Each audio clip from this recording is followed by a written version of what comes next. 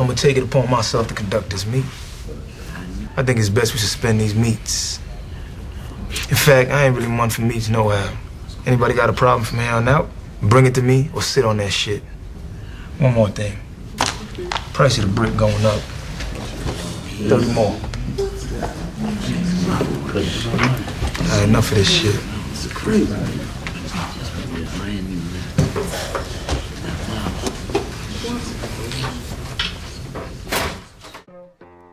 Hey guys, so that was a scene from The Wire that aired years ago on HBO, and that scene was to represent what's going on between the EU and St. Kitts. And if you know what's going on currently, then you probably figured out who is who. So I just wanted to go over this briefly. It's a situation where St. Kitts had, or they still have, their CBI, or Citizenship by Investment program, but recently, very recently, it abruptly changed. So before, they had their program where you can invest at minimum $125,000 and you can apply for citizenship. Okay, this program goes on in different countries, different requirements, but St. Kitts had a $125,000 requirement. And they were going to extend that requirement to January 2024. Now, when they announced that, I believe it was a week later when the EU stepped in and said, no, we're not going to have it that way. They had a meeting, and all of a sudden, that minimum doubled to $250,000 and other requirements and fees. So I'm just going to go over this article real quick and a video that Ladislas Maurice had with a guest on his channel, The Wandering Investor. So this article right here explains what's going on. St. Kitts CIP doubles min investments, addresses rumors EU demands point by point. And so this article here says, earlier today we covered unconfirmed reports of 6 specific demands the European Commission has issued to CBI countries. 1. Enhanced due diligence on all applicants. 2. Mandatory interviews of all applicants. 3. In-person collecting of citizenship documents. 4. Doubled minimum investment thresholds. 5. No third-party involvement in transfer of funds. And 6. No use of visa-free Schengen for marketing purposes.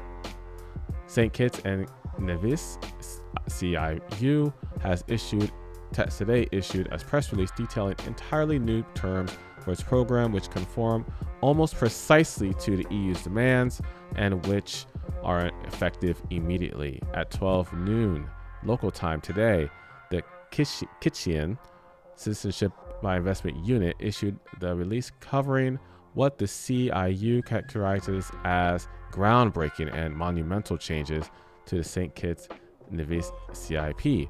Much of the verbiage employed, such as preserving the privileged status of being a citizen, shows St. Kitts and Nevis is making good faith attempts to comply with EU demands to the sanctity of the citizen-country relationship be upheld. Prime Minister Terence Drew said his country has today taken another bold step in reaffirming our intention to not only offer the best citizenship by investment program in the world, but also to offer a program held together by a tight regulatory system designed to be a best in practice defense mechanism against illicit actors and those who try to bypass our high-end investment and contribution options. The mention of attempts to bypass the program's options refer to the widespread practice of promoters of technically unlawful, practically tolerated discounting and financing schemes. As you can see here, it had the minimum was $125,000. Now it's $250,000, and it says replacing the donation-based sustainable growth fund option.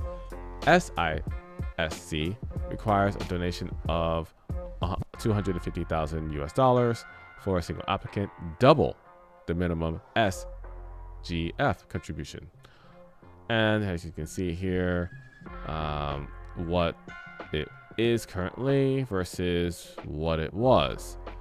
Now, I'm not gonna go through the whole thing. This article is available on the website imidaily.com if you want to read the entire article yourself. There's Andrew Henderson right there. But I just wanted to show you quickly, what's going on, and inform you guys about the importance of not waiting too long if you want to do something. For example, become a citizen of another country through investing, whether it's real estate or putting money into, let's say, a bank. The requirements are different, depending on how you want to go about gaining citizenship. But, other countries, Portugal, they changed their requirements. I think they're even dropping it. I'm not quite sure. I have to look into it further. Don't quote me on that. Turkey recently raised theirs from $250,000 to $400,000 if you try to get citizenship through real estate investing. And there are other programs that are either slowing down, and there could be some that's starting up in the future because, for example, Turkey saw a lot of foreign applicants coming in and wanting to become citizens. I mean, I've interacted with some of them. I know some of them. So it's an easy process. You just have to have the money to do it and the courage to go out, step out, get your passport, know the right people you're dealing with, find out the rules and regulations of that country, make sure you abide by them, and there you go. And it gives you a plan B option, which many are thinking about, and the number of people thinking about it is growing every day. Also, now, with that said, I wanted to also go to an article here not an article, but actually a video. And this is a video of Ladislas Maurice. He is an investor who travels the world and has investments in different parts of the world. I think he has, by my count, 3 real estate investments in Turkey, 1 in Istanbul, 1 in Izmir, or maybe even 2 in Istanbul and 1 in Izmir.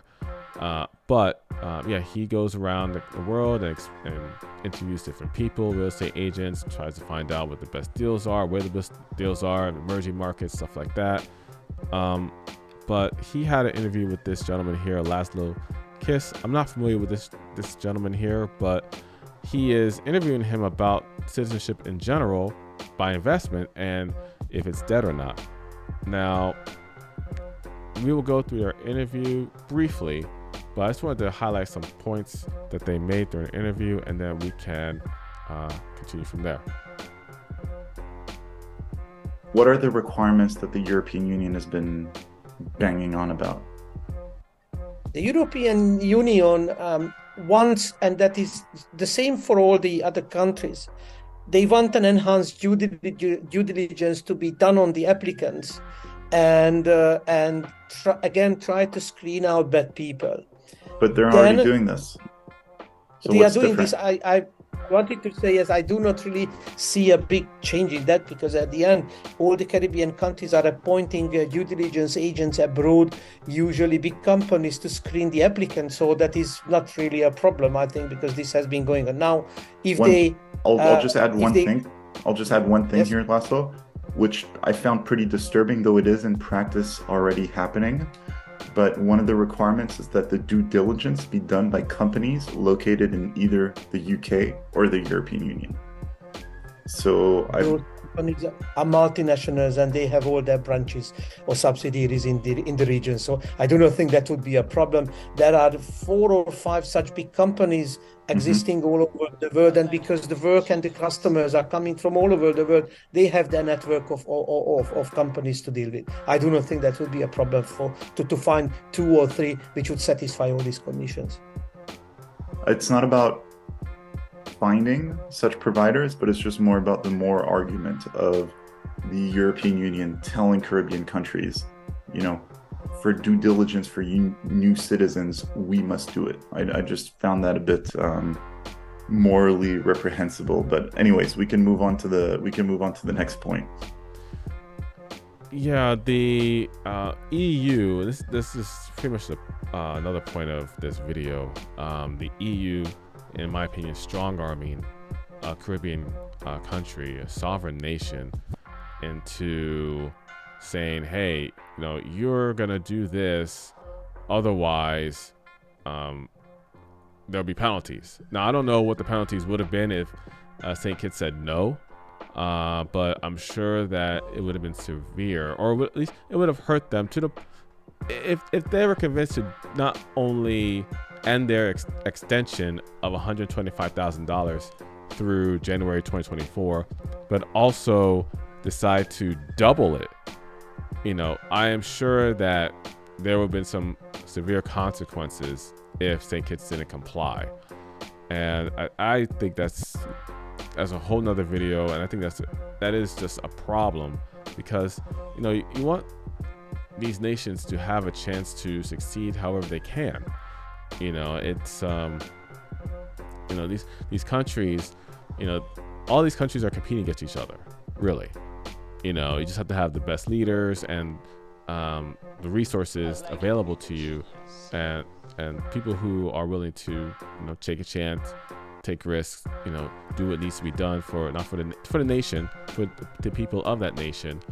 And if you can get people to come into your country, pay, I guess now $250,000 to become a citizen, that not only brings currency, money flowing into that nation, it brings a whole new set of people wanting to come in and see that country.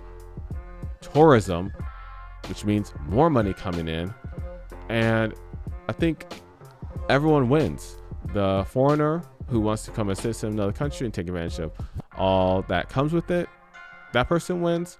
The country, the home country, the host country, that is now the country that you're a second citizen in, they get you know, perks as well, you know, growth in population, and the economy, you know, and stuff like that. But when you have powers that are far away from you, you know, again, this is the EU talking to the Caribbean, telling you, okay, you're gonna have to do this or else, type of thing. You know, that to me is just strong arming. That to me is not productive, and you know, it's just, I think it's counterproductive. It's counterproductive to that country. And some countries, you know, if they increase their requirements, in this case doubling it, there are a lot of foreigners who are turned off. I'm sure there are a lot of foreigners who are turned off when Turkey doubled their requirement from $250,000 to $400,000. You know. But there's still, I'm not to say that there aren't going to be any people who are still enticed and willing, but those investors are just gonna have to think twice, you know, see if that's still a good play when they didn't have to previous, you know. So really, I just wanted to share that quick video. You can watch the rest of this video if you want to. It's about 20 minutes long, on Ladislas Maurice's channel called The Wandering Investor. Of course, you can always subscribe to my channel as well, Bluetooth Media. But yeah, I just wanted to share that with you guys. Yeah, get your passport and explore different opportunities. You know, so that's what this channel is about: just travel, finance, self-improvement, and of course, giving you options when it comes to living your life. Okay. Thanks, guys. Take care.